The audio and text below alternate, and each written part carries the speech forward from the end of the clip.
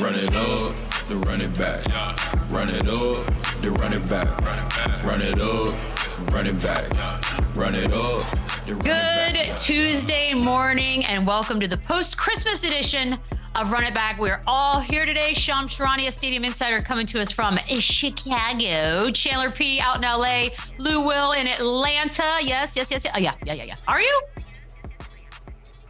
Are you in Atlanta, Lou? Oh, okay. I couldn't tell. I was like, did it change behind you? I am. I'm coming to you from New York. Look, there was no shortage of sports over the weekend, and specifically, we get down to the NBA. The full docket of Christmas fun that happened yesterday. You had Lakers hosting the Celtics. Celtics winning this one.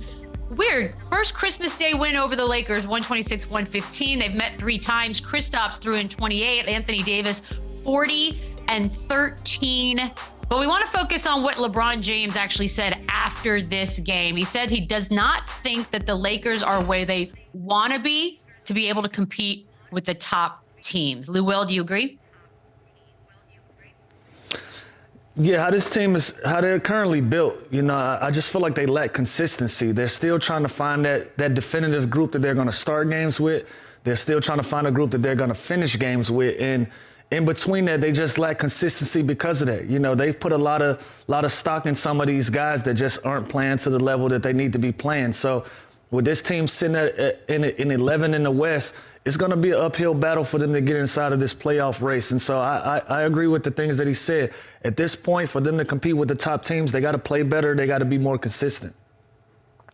Yeah, the thing is, too, is AD is doing a lot of really great AD stuff, and you don't want to waste that, Sham. So are we hearing any mumblings, any whisperings of any plans as we head into the new year?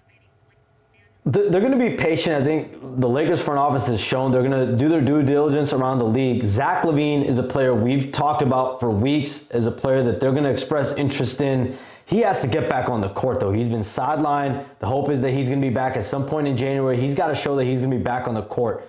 One more player to keep an eye on, I'm told, a potential target for the Lakers, Hawks guard DeJounte Murray. LaVine is in the second year of a $215 million deal. DeJounte Murray still has 4 years, $120 million of an extension that kicks in next season. So that's a little bit better when you think about a reasonable salary to be bringing in when you already have LeBron James and Anthony Davis on your books. The Hawks' direction, of course, it's in flux. They gave up multiple first-round picks, a swap to go get DeJounte Murray a couple summers ago from the Spurs. So when you look at the Lakers' asset pool, they have 1 first-round pick they can trade now, or they could wait until draft time and they'll have 3 first-round picks to trade. So any deal that the Lakers want to pursue for a star player is going to most likely have to, include the names of guys like Austin Reeves, Max Christie. That's who teams will want. The Lakers obviously have shown no inclination of moving Austin Reeves, don't want to move Austin Reeves, but those are the types of players that teams will ask for. And if you're the Lakers, you like Lou said, they have to figure out the rotations, but you probably feel like the talent might be there. This is the same group for the most part that made to the Western Conference Finals last year. Darvin Ham is clearly searching for answers when it comes to rotation, and he still has yet to find it. And I think we're still a few weeks out from the entire roster, Rui Hachimura, Austin Reeves, from being trade eligible. Ooh, Chandler, go. I mean, yeah, you look at what they did last year, right? They didn't panic. They made a bunch of moves and they put themselves in a situation to kind of go and get these pieces to be a contender. And now look at the same this year. You look at the in-season tournament. This team has showed the capability of playing really well in an elimination type atmosphere, in a postseason type atmosphere.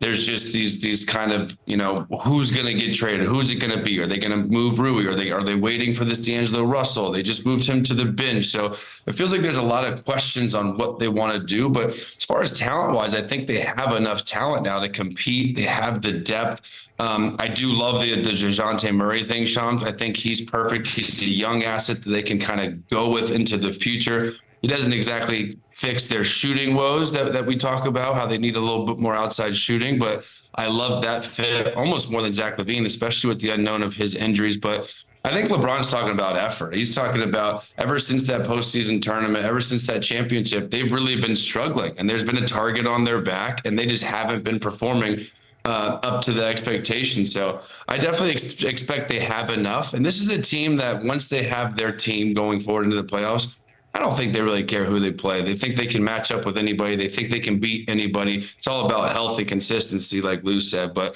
I definitely like the move of DeJounte Murray, though, if that's an option. I want to talk Anthony Davis here in a second, Chandler, but just because you brought up DeJounte Murray as well, are you moving Austin Reeves for him? Is Austin Reeves untouchable? I mean, I would try not to. I like Austin Reeves with that roster with Anthony Davis and LeBron James more than D'Angelo Russell.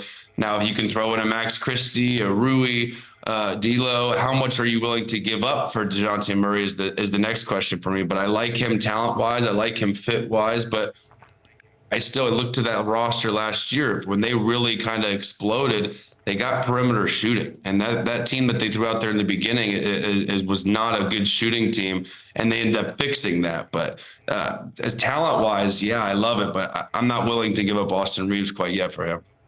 I feel like Austin Reeves doesn't want to get moved either. Let's talk Anthony Davis because he does take a lot of heat, and rightfully so a lot of the times. But over the last 14 games, he's averaging 29 points and 13 rebounds, Chandler. I don't want to be cynical and say I'm waiting for the other shoe to drop, but right now he looks great. Where do you rank him in best players in the league?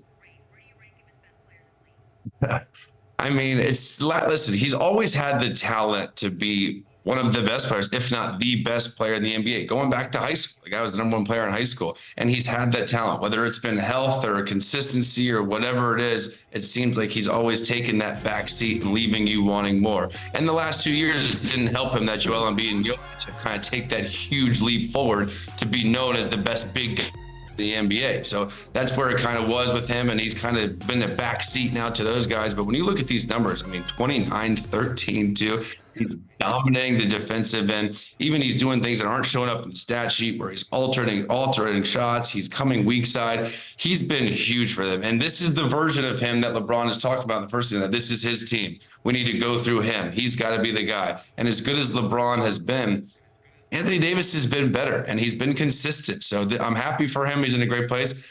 Where do I put him in the NBA? It changes every week. Top 7, I'll give him. I still think I still think Jokic and Embiid are above him. I think Luka's above him. I think Giannis is above him. So it's tough, but it switches every day. But he's got the talent to be the best player in the NBA.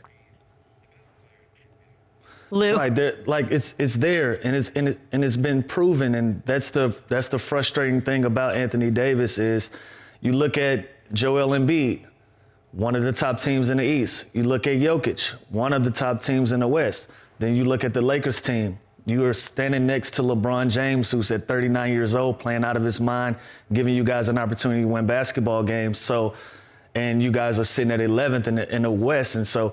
The talent is there, the numbers are there, the presence isn't there. I want him to be the clear-cut best basketball player on that basketball team in order to get them over the hump. I don't know if we can depend on a 39-year-old LeBron James at this point to carry you throughout the postseason. And like he said at the beginning of the year, Anthony Davis is the best player on his basketball team, and so he has to start putting them in a position to make sure you feel that, yes, the numbers are there, but are these empty numbers, are they impactful numbers? And I think that's the difference between him and the other top players in the league. And so the only thing that's stopping him is just more success. They got to put a string of wins together for him to put his name in that hat for me. That's fair. Do not waste this man's moment. Shams, Gabe Vincent, one of the moves they made in the offseason. We haven't seen him. What's the latest?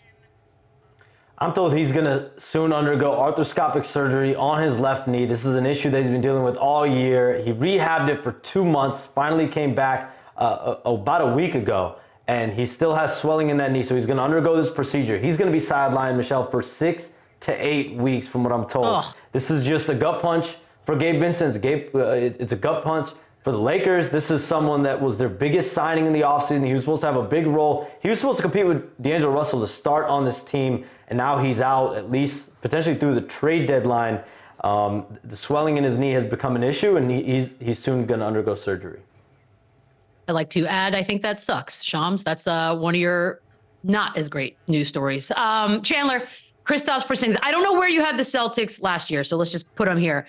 How much has the addition of Porzingis elevated that ceiling? It's mightily. He's been so good for them. And the same thing with him is when you look at Anthony Davis, not as elite of a player, obviously, but when he's healthy, he can cook. And I think when you look at his body of work in the Olympics and the Euro Leagues, and then what he's done, he's shown flashes on the Knicks in Dallas. For whatever reason, it hasn't been consistent. He hasn't been able to stick. When you look at the makeup of this team, he now has to be the opportunity to play off 2 stars. He can give space to Jaylen Brown and Tatum, who aren't known as the best perimeter shooters, which he is, and he can stretch the floor. He can knock it down. He also is a great rim protector for this very thin team. So I see all these tweets last night, and I like Derek White more than anybody. Talking about should he be an all-star? If there's a third all-star on this team, it's this guy, dude. He's putting up 20 and 7. He's blocking shots. Like I said, he's stretching the floor. He's running the floor. He's a perfect fit for this dynamic duo that needs that half-court space to go and get a bucket. And you can't overhelp on Porzingis. So I'm happy for him. He seems to be flourishing in this role. And for a team that's not very deep, when they're going to go, 7, maybe 8 deep in the playoffs, he's got to be good because they need to get that 20 and 10 from somewhere else other than those 2 guys. You guys want to talk Warriors Nuggets? I don't know what's going on out there, but that's what we're going to do right now. In Denver, they defeat them 120-114. It's their 5th straight win for the Mile High guys. Jamal Murray had 28, Steph Curry with 18. He was 7 of 21. But let's focus on Jokic for this one. He had 26 points, 4 of 12 from the field, but 18 of 18 from the free throw line, which is what had Steve Kerr very angry afterwards, saying that the fact that he got 18 free throws is, he was disgusted, and I quote, and wouldn't want to watch if he were a fan. Chandler, we'll start with you. Do you agree? I agree that watching James Harden in Houston was really, really boring back in the day, right? Watching him just go like this every single play and draw contact himself and go free throw line. But at the end of the day, it's a foul. And I understand this guy's frustration is boiling over the top so much where he's now complaining about the refs. This guy's unguardable. If you don't want him to go to the free throw line, don't guard him one-on-one. Don't pressure him so much. Throw double teams at him. But more than half of these calls, some were tic-tac. I'll agree with him on that. But a lot of times they're giving him too much contact. They're swiping him across the arm. Yes, it's boring. Yes, it is not fun to watch. But this just seems like this is frustration. As a coach, all you want to be is even, right? You want the free throw, the discrepancy not to be so far off, and that is annoying. As one player especially is getting to the free throw line this much over and over again, and the fact that he's making them makes it even more of an issue. So I agree with it to a point, right. But again, you think these refs are waking up, being like, "I'm gonna get Jokic to the free throw line"? Like, no, enough. You have a problem. Worry about Jamal Murray getting 28 on you, not the other guy getting 18 free throws if you want to beat them. It was a bit of a shocking line. I mean, if you were flipping around yesterday, a lot of us were between football and basketball back and forth, and you come back and he's 18 of 18 from the free throw line, but he's also shooting. It's all down, Lou. So I want to ask you, he's shooting 40% or worse in 5 of his last 11 games. We always talk about he's unstoppable. Are teams figuring something out, or is this a Jokic problem? You can split the responsibility. For me, when you play an extra 6 weeks during the season, you give a lot of teams, a lot of personnel to have an opportunity to watch you play basketball, and I think that's showing with how he's being guarded and what's being done in the scouting report. Those are the penalties of being at the top of the hill. I feel like there's 3 things working against him. The preparation from other teams. Obviously, like I said, they've had an extra 6 weeks in that last season and that championship run to kind of figure things out, to make adjustments going into the summer for this basketball team. And they have a winner's hangover. When you win a championship, you kind of know what it takes. So you kind of go through these phases of the regular season and you're preparing yourself for the postseason. So these kind of games are they get mundane to you a little bit, and you're just ready for the real thing. And then after that, you're gonna get team's best shot every single night. They're gonna game plan for you, especially with Murray being in and out of the lineup with some of the injuries that he's had this year, and Jokic being out there by himself.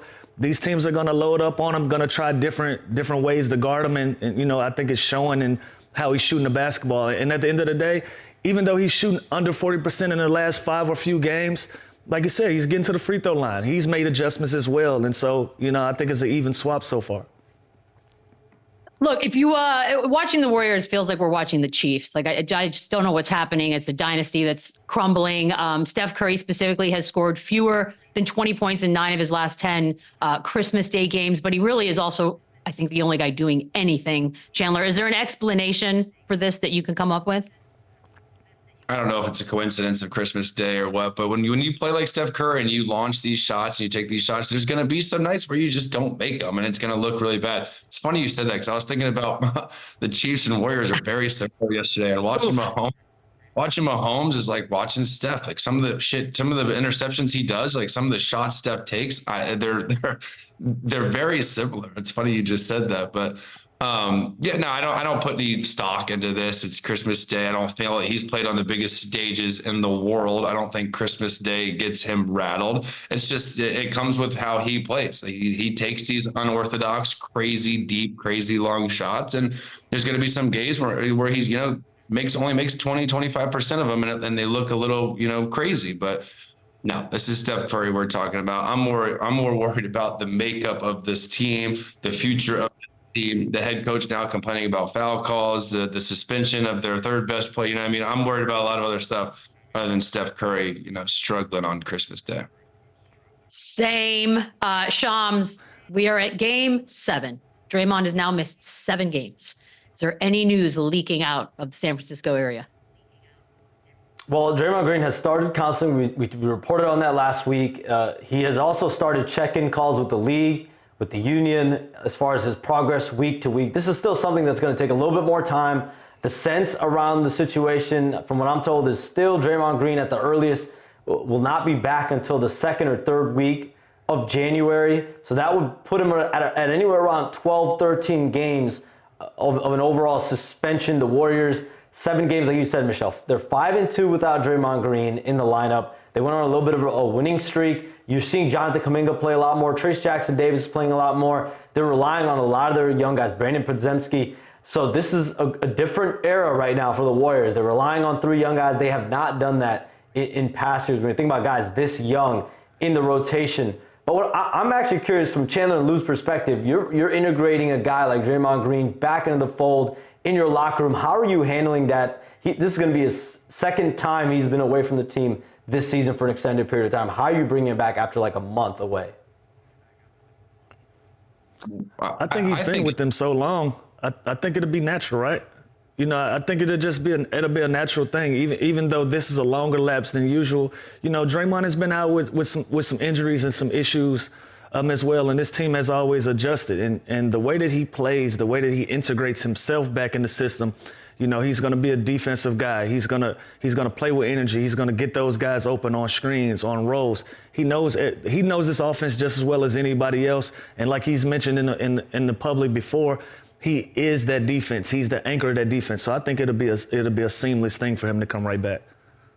Yeah, I don't think it's about whether he can fit in when Draymond Green gets back. He's able to do that. He's able to play with really good players. His talent defensively and communication is top of the leagues. But I think as an organization, as a franchise, I think this is a blessing in disguise where now you're able to play these young guys. You're able to develop Trace Jackson, who, by the way, is really, really good and really active. Kuminga is now showing flashes where he's doing a little bit of everything. He's posted up guys. He's getting to the rim. So if I'm Draymond Green, I'm now just more concerned that I self-inflicted, I expedited the organization's decision to go this route. So to me, that's the biggest issue is not coming back. How many minutes is he going to come off the bench? Is he going to fit?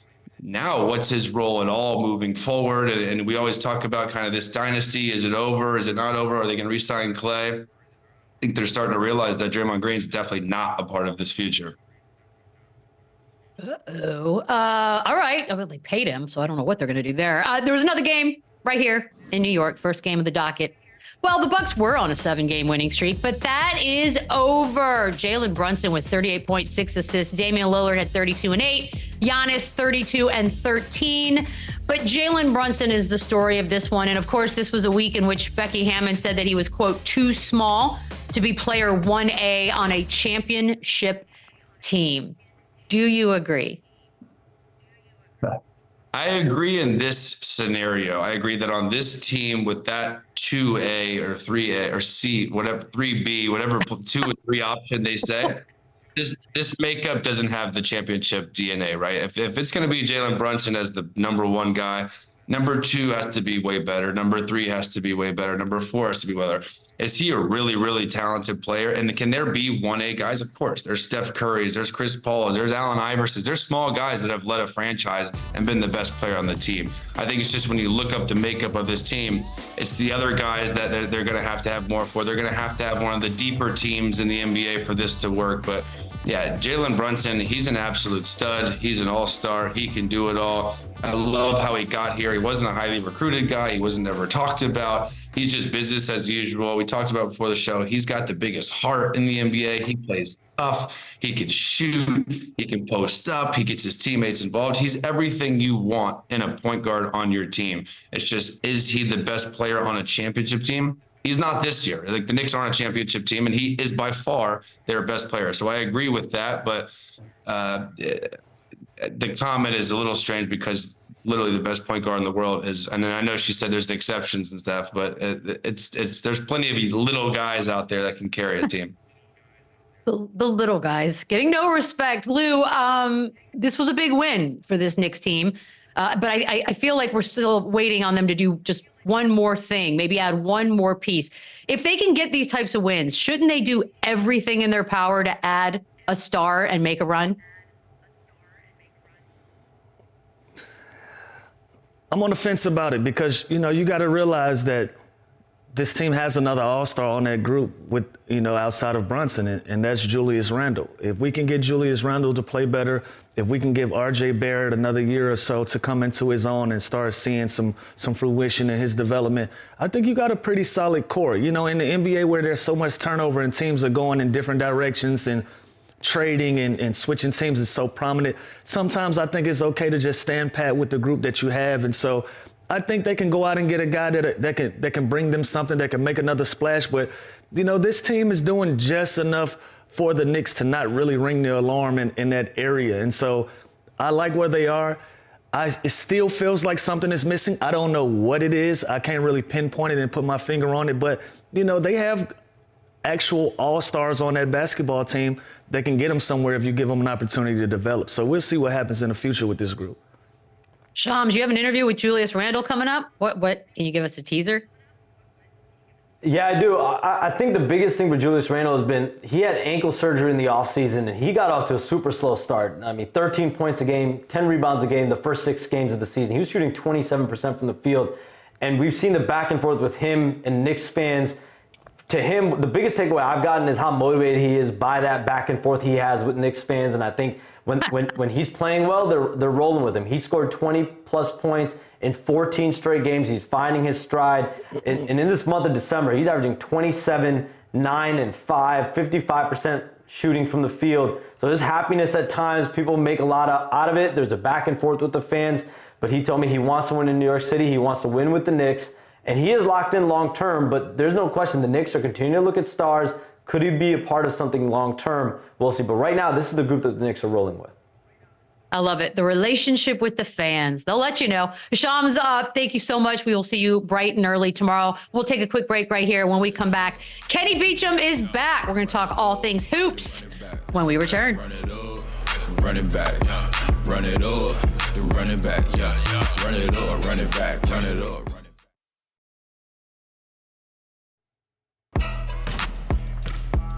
Oh, he is back, host of the Through the Wire podcast, the Kenny Beecham podcast, a basketball guru. Kenny, first of all, happy holidays to you. We're just going to jump right in because there was so much to watch yesterday. So right off the bat, your takeaway of the Christmas games. It didn't hit the same this year. I don't know why. Maybe because it wasn't all basketball. I have a household that have football lovers, so now we got the split screen, so I couldn't really dive in as much as I want to. I'm always a fan of the year. Maybe it was the lack of jerseys or whatever, but it wasn't as good as I remember. You know what? I agree with you. We were talking about that during the break. Like, there was just almost too much, dare I say, to watch. I know that sounds un-American. The Warriors are 5-2 since Draymond got suspended. We talked about it a little bit in the first segment, whether or not he's part of the long-term plans moving forward. If it's you, where are you leaning on this? It's hard to really say. I think a lot of things that might happen with the front office has to do with Steph Curry. And Steph Curry is a very unique star in a sense that he isn't a player that, from our knowledge, has added a bunch of pressure to his front office traditionally, because that team, as long as they've been healthy, has been really successful, right? We see Bron, we see, I guess, Kevin Durant, we see Giannis adding pressure to their front offices to make adjustments, make trades, to make their team better. And with Steph Curry being 35, 36 years old, we don't know how many more years we have of Steph Curry playing as great as he is right now. So I would want him to add the pressure. And the way some of the young guys are hooping right now, some of that pressure might be, hey, maybe we don't need Draymond as much now as we did 2 years ago or 5 years ago when we last won our championships. I agree with you, Kenny. Moving on to the Lakers, they've been struggling, to say the least, ever since this in-season tournament championship. They've benched D'Lo. If there's one move that you'd like to see them make, what would that be? They need another, I guess, bucket getter. And I'm not just saying that because the Chicago Bulls have Zach LaVine in the market and I'm looking forward to him moving to his next team. It's not why I'm saying that. But when I watch this team play, they have a couple different identities. And I was a guy that was high on them coming into the season because I saw what they did at the second half of last year, how they clamped up defensively and let the offense kind of work. Well, now I know they've dealt with a bunch of injuries between like Vanderbilt or Gabe Vincent, but the defense is not holding as well this year, and the offense hasn't been there. Like when they have like Vanderbilt on the team or on the court, their defense is stellar, but now we can guard LeBron a little bit easier and Anthony Davis a little bit easier because Vanderbilt isn't much of a threat. I want to see them make some adjustments. And again, I was a guy that was really high on their offseason. I had them in my contention list, and right now I'm kind of hesitant to say that 30 games into the season. What about, there's always going to be the first thing is, let's look at the coach. Is Darvin Ham safe? No LeBron coach is really safe after the first season. It's just the way it works.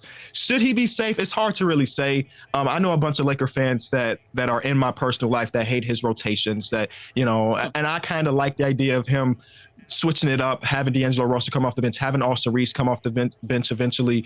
But I guess I'm not really into Laker fandom enough to say like, oh, he's the problem. But with LeBron teams, you usually got like a 18-month window, and then you can get on the hot seat. Kenny, let me ask you this. You once said that you felt like the Celtics were the best team in basketball. What makes this team different than the teams in the past, better equipped to win a championship? I think they also have a bunch of different identities where so far they're 23-6. They've had a bunch of games where Porzingis wasn't there. We've seen some games where Drew Holiday missed. We've seen Derek White miss games, and they've always been able to really put it together. They have the best top six in all of basketball. And when I think about playoff time and I think about them being healthy, because that's obviously a big thing, there's not going to be a team that can match the versatility where there's not many bigs that can play the defense that can guard Kristaps Porzingis when he's 30 feet away from the rim and simultaneously protect the rim. Where we saw that last night, where they were really able to just have a bunch of players contribute. We had a whole stretch where it was Peyton Pritchard dropping 10 straight points when he's cutting backdoor on LeBron James, and the next play coming down and pulling up for three. They just have so many different options, and we haven't even seen the best version of Jason Tatum just yet. Like, he's been great, don't get me wrong, but like we've seen better versions of him last season. I feel like he's still trying to adjust to having 5 other players on the court that can create for themselves and create for others. So this team just has it all, and they still have a $6.2 million trade exception because of the Grant Williams deal. So they still have room to add maybe the 8th man, because I really do like Sam Hauser and Peyton Pritchard as far as the playoff rotation, but like an 8th man that can really put it all together. The 8th man. Look, there have been some hot starts so far this season. It's been fun to watch. If you had to pick one, who are you giving that award to? It is the Boston Celtics. They have had the, I think, 3rd hardest schedule all of basketball. And again, we're sitting at 30 games into the season, basically, with only 6 losses. And it's only going to get easier as time goes on. Again, health is a big part with them. When you think about the players that are on their roster with the older guys and like Al Horford or Porzingis who struggled to stay healthy over the last 5 seasons or so, But that team feels, in my eyes, right now, unbeatable in a 7-game series based on the competition. So if you had to pick the hottest player start, is that person coming from the Celtics? I'm sorry, say that again. If you had to pick the hottest start for an individual player, are you picking anyone from the Celtics or is that someone else altogether? That's probably someone else. And it feels bad saying this right now because he just had his worst game of the season last night. But I might say Tyrese Maxey as the hottest start to the season. I wanted him to go on national TV and just have a great game in front of the national audience. And of course, he didn't do that. But I think his leap is the reason why the 76ers are still as good as they are this year versus last year when they had James Harden. Now, Kenny, He's not the best player on that team. I know he's not. Hey, Joel Embiid is my MVP right now, but having a good number 2 goes a long way, and Tyrese Maxey is that. All right, I give you that. Hot starts, Lou. Hot starts. Yeah. Kenny, the Clippers. Give him that, yeah. Everyone was ready to run them through the mud and write them off. Why they make this trade for James Harden, and they've lost their last 2 without Kawhi Leonard. They're now 17-12, 5th in the West. Are they real? Is this a contender? It's a question that I've been wrestling with during their win streak. There was a stat that they put up on the broadcast a couple games ago that when Kawhi Leonard scores over 30 points in his Clippers tenure, they win 82% of games. And we just saw him for 3 weeks average 30 points. So if we're getting that version of Kawhi, and we saw what he did in the playoffs last year before he got injured, then I would say yes. But we also haven't seen Kawhi play this much basketball early into the season. I don't know what he looks like at the end of it. I don't know how rested he will be for the playoffs. Right now, I'm still very hesitant to say contender. But if they aren't a contender, they're very close to it right now. So I switch pace with you. Timberwolves, best team in the West. Are they title contenders, or you think this is just regular season success? I got a lot of love for Anthony Edwards. I got a lot of love for Rudy Gobert as a rim protector. So they've had a schedule where they've gone against teams, and a lot of the teams they've gone against were missing their best player. They have a win against the Heat without Jimmy Butler. They had a win against this team without their best player. So I'm not saying that their 22-6 start is fraudulent, but I do want to see them play against the best teams with the best players playing before I really say that. Their defense is really good. This is really going to be a testament to who Rudy Gobert is, because we've seen him in the playoffs before, half series where he really struggled, but now he has other pieces around him that can help him anchor that defense, where you have Jaden McDaniels and Anthony Edwards who don't give up defensively. Are they contenders? I'm gonna say yes. What? But if they didn't end up doing it, I'm not really upset about it. You think this team's a contender? Who do you like out of the West then? But the West is all over the place. I gotta know. I'm still Denver Nuggets until they show me otherwise. I know Jokic hasn't had the same start to the season as he normally does, but I talked to Michael Porter Jr. He admits that they have the championship hangover right now. I'm sure by April, when things matter the most, it'll be all gone. So I still have them as my favorite out West, but it's wide open though. It's not like they're world beaters. They're not destroying every team that they go against, but I still give them the benefit of the doubt right now.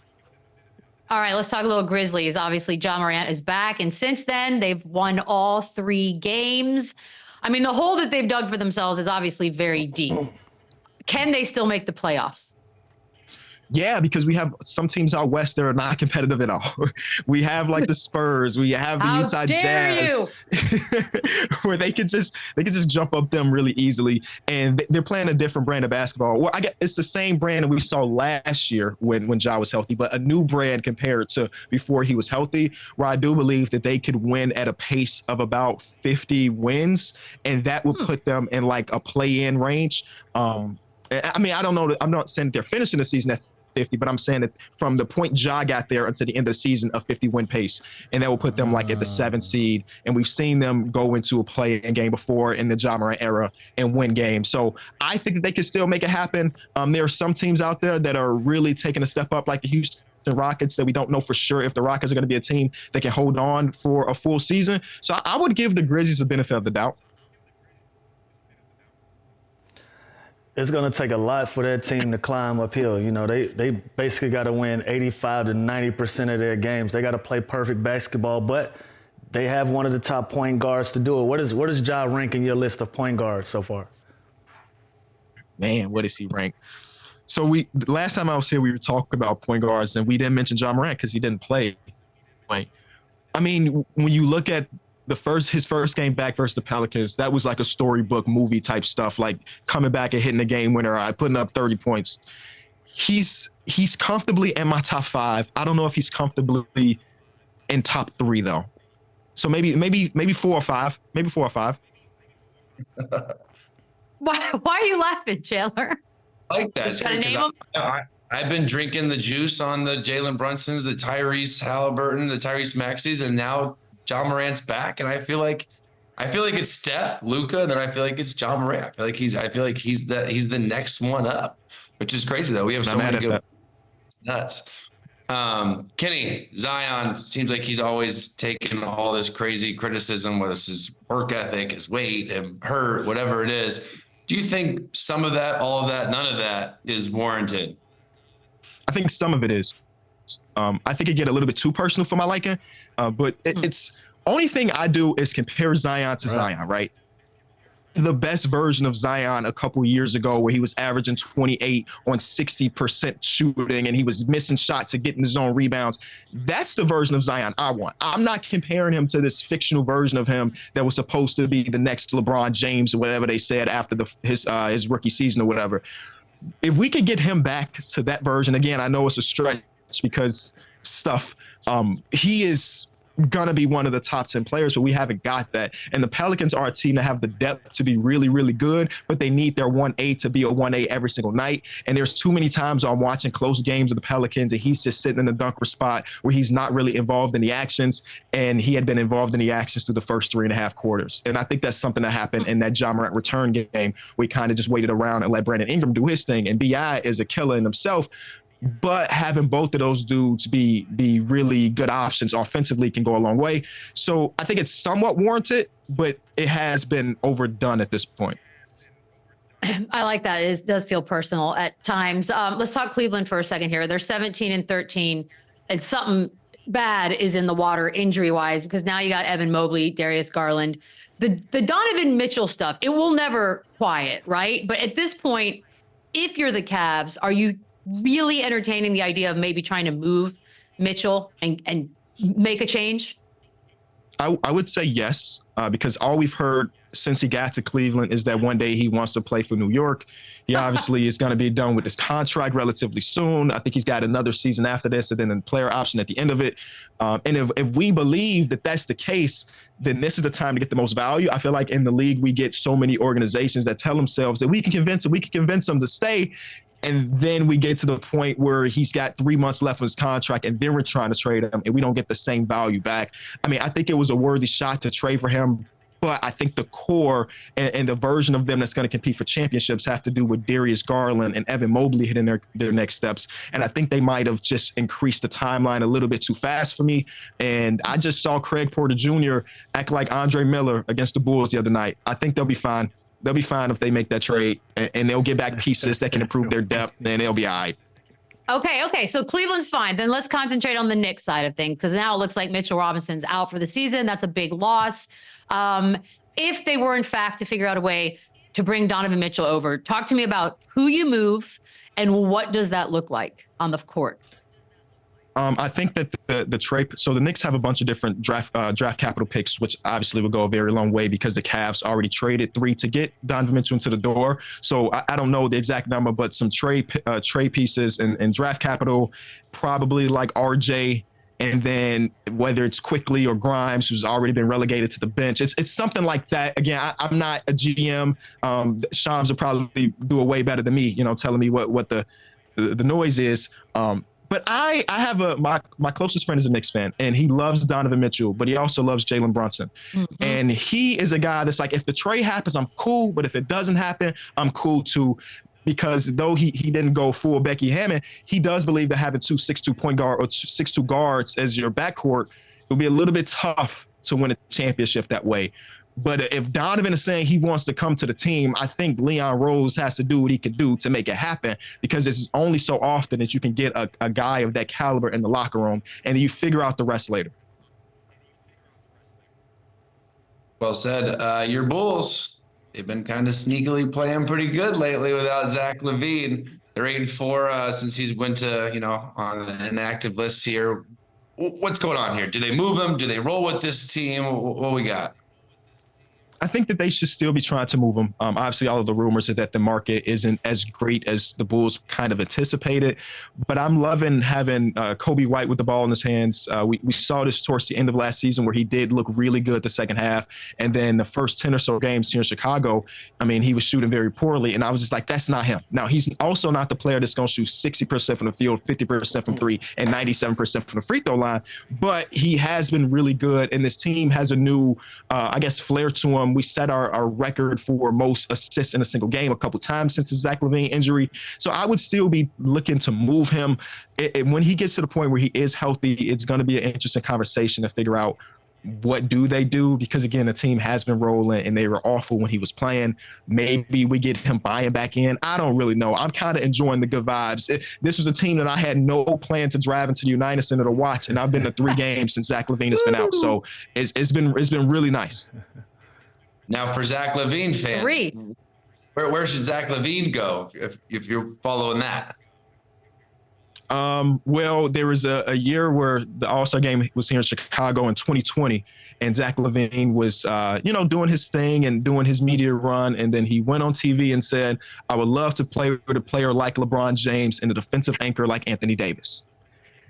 he said that, and then Bulls fans, everything caught on fire because he was up for an extension soon. We're like, no, he's leaving to LA. And obviously that didn't happen. But I know that they got connections with his agent and the Los Angeles Lakers. For him, he probably loved LA, but again, we don't know if LA would really they would have to trade a bunch to make it happen, because we're talking about a $40 million contract. So I think that's the best place for him. For the Lakers, maybe not so much. Kenny, let me ask you this. You were at the game. You said you're starting to like going to the games, but you were there when Jokic was ejected. Do you feel like this season the referees doing a little too much? You think they're exerting their power in the games too much this season? I think so. And I guess it's hard to quantify, really, but just the eye test just says we've seen some really tough ejections so far, whether it be Jokic or I guess Tatum had one this season. Jaylen Brown also had one this season, where it felt like the actual result of the technical or the ejection wasn't really warranted. I think that Nikola Jokic didn't even get a warning before. It was just 2 texts immediately and you're out the door.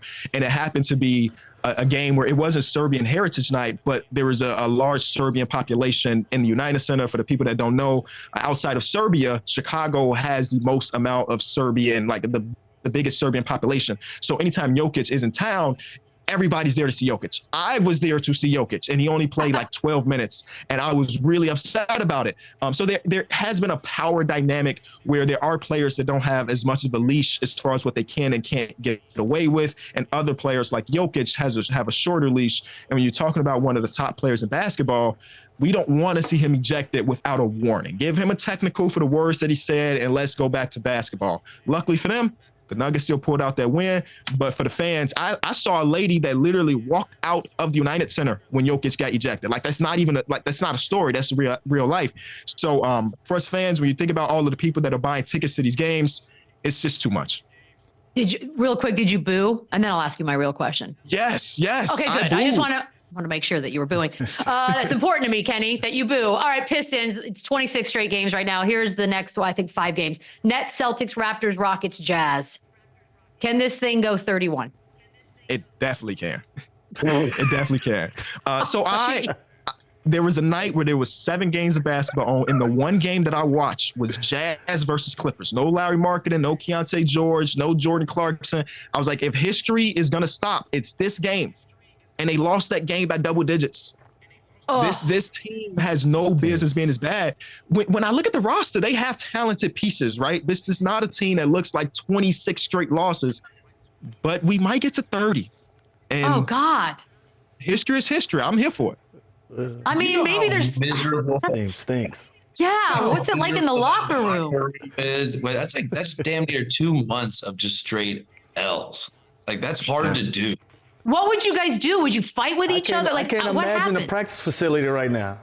Oh, Yeah, No, it's I'm just dead surprised quiet in the practice facility. I'm surprised there's no stories coming to blows or altercations, because at some point there's got to, as a man, you got to, enough's enough, right? Like Kenny, what if you're in that locker room, you're in the front, what do you do? Do you try and get better players? Is it just that simple? Is it it's bad. At this point, nobody is safe. You cannot go 26 straight losses on the fourth year of your rebuild. Like they blew it up 4 years ago. And this is what we got, you know. There has to be something. Obviously, I've never been in a high-level locker room like you two, but from my days of high school hoops, we lost 3 in a row, and I was ready to call it quits. So I can't imagine 26 in a row. And their coach has an absolute bag too, so they ain't firing their coach. well, I mean, maybe can you forfeit the season and then just write it off as a loss tax-wise? Right off. Is that? So the season's forfeited already. Oh, that's a great point. Kenny, love having you on. Can't wait till the next time you're here. Thank you so much, sir. Thank you, everyone. Brutal. We'll take a quick break. We'll be back after this. Run it back, run it up, run it back, run it up.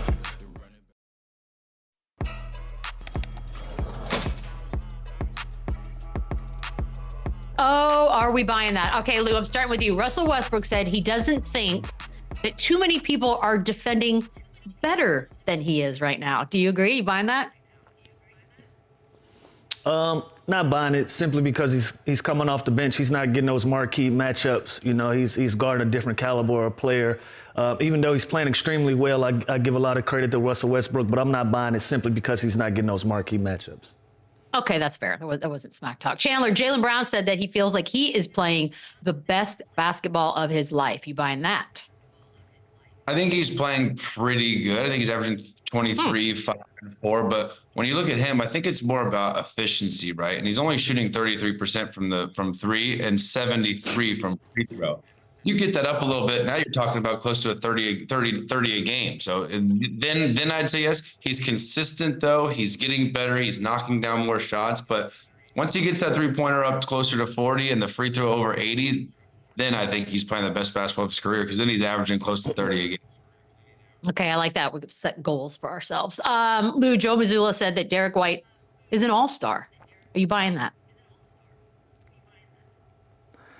I think coaches sometimes they get in a position where they're just so focused on their basketball team and they kind of have a different sense of reality. I'm not buying it. Derek White isn't top 20 in any statistical category there is. However, he's playing really well for this team. He's a glue guy, energy guy, makes big plays on the offensive end, knocks down open shots. He's probably one of the MVPs on that basketball team, but in the entire league, I'm not buying, not rolling. I like that he's saying it. You know what's funny though? If I'm Porzingis, I'm like, the hell? I'm having a better year than him. I'm scoring more points. I'm rebounding, and you're saying this cat's an all-star? Get out of here. Well, do you think? Well, hold on. Do you think Porzingis needs to hear that more than Derek White does, or you think he knows that Derek White should hear that? Let's face it, neither of them are all-stars. No, whoever deserves to hear it should hear it. Okay, fair enough. All right, well, that's simple. They're both very valuable to their team. Are they all-stars? Are they top 12, 15 players in the conference? No. Okay, all right. There's Chandler just pooping all over everybody's dreams. Isaiah Thomas from Washington has said now that Paolo Banchero can be the best guy to come out of that state. And there are a lot of dudes. If you want me to read them off: Stockton, Crawford, Levine, Brandon Roy, DeJounte Murray. They've all come out of Washington State. You buying that?